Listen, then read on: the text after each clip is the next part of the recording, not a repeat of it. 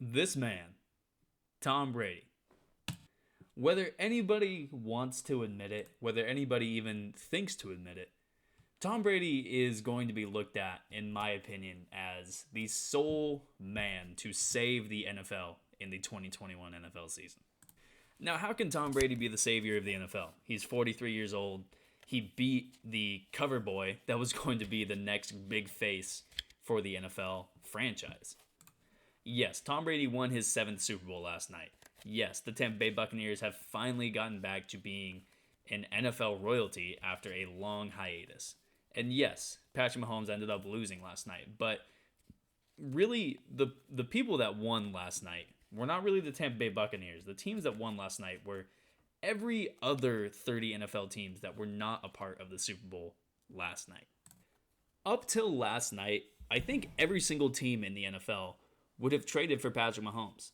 Whether it's the Seahawks with Russell Wilson, whether it's the Bills with Josh Allen, whether it was the Buccaneers with Tom Brady, whether it's any single team in the NFL, they would take a trade for Patrick Mahomes because the thought about Mahomes was that he makes your team unbeatable. He makes your team just that fucking good to where your team can't be beat. No matter who's playing you, no matter what injuries are happening to your team, Patrick Mahomes gives you the ultimate get out of jail free card for a free Super Bowl. And what Tom Brady did last night was destroy that narrative that you have to have somebody like Patrick Mahomes to win a Super Bowl, that you have to have a young gunslinging guy to pass for 5,000 yards and 40 touchdowns and not a lot of picks. Tom Brady proved last night that you could be a 43-year-old quarterback. You could be a guy that everybody said was washed up. You could be a guy that leaves your franchise. You could be a guy that is, just not anything compared to Patrick Mahomes in anybody's eyes and beat him in a Super Bowl. Think about teams like the Jets with Sam Darnold. Think about teams like the Broncos with Drew Lock. Think about, teams like the Dolphins with Tua Tagovailoa. All three of those teams are teams who have taken high-valued picks on those respective guys. Sam Darnold was the third overall pick. Drew Lock was a second-round pick, but that's still a pretty valuable pick. And Tua Tagovailoa was a top 10 pick as well. However, all three of those teams, I think, over the past 6 to 8 months, have had some sort of hesitance on whether or not their quarterbacks are the guy to lead them to a Super Bowl. And all of that is because they went up against Patrick Mahomes and saw what Patrick Mahomes can do. And admittedly, I think that Patrick Mahomes is the best quarterback to enter the league in a long time. However, with that being said, the narrative, like I said, around Patrick Mahomes and the Chiefs was that Patrick Mahomes made any team he's going to be on unbeatable with his talent alone. Now teams like the Jets and now teams like the Dolphins and now teams like the Broncos, they get a sort of confidence in their guys that if Tom Brady, at 43 years old, in a year where he didn't have a training camp, in a year where he didn't have a preseason, in a year where he had almost no time at all to get on the same page with his receivers and offensive linemen and coaching staff and just everybody in the franchise. A year where it was harder than ever for Tom Brady to win a Super Bowl. And he did it at 43 years old.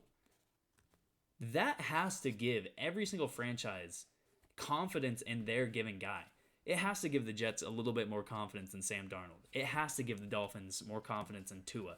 It has to give the Broncos more confidence in Drew Lock. Not only because they can start thinking that they can beat Patrick Mahomes, they can start thinking that if a 43-year-old Tom Brady can win a Super Bowl, why can't our guy win a Super Bowl?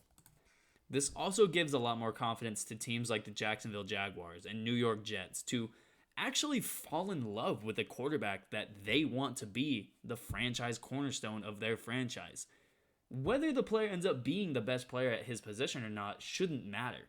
What should matter is how does he elevate the rest of the team around him like somebody like Tom Brady does. And like somebody like Peyton Manning did when he was in his prime, and somebody like Drew Brees and Aaron Rodgers have done throughout their careers. Guys like Tom Brady and Drew Brees, I don't think they're anywhere near the most talented guys in league history to play their position. What they are is they're some of the smartest guys in NFL history at their position, and they're two of the best players really in NFL history to elevate every single other guy around them to be at an all-time best. So if the Jets or Jaguars, they're watching last night's Super Bowl, they're thinking, maybe we don't need Trevor Lawrence to build around for a Super Bowl. Maybe we don't need somebody like Trevor Lawrence or Justin Fields. Or we don't need to draft a quarterback number 1 overall to be an elite team. Maybe what we need to do is build up a great defense. Maybe what we need to do is have a very solid running game. The Buccaneers went into last night. It was thought that they were not going to be able to run the ball at all. And Leonard Fournette and Ronald Jones took the Kansas City Chiefs to task and proved that they don't need Patrick Mahomes to win. Last night, they proved it. And now, with the formula that they set, not really an on-the-field formula, but a team-building formula, they set the standard for what the league should do.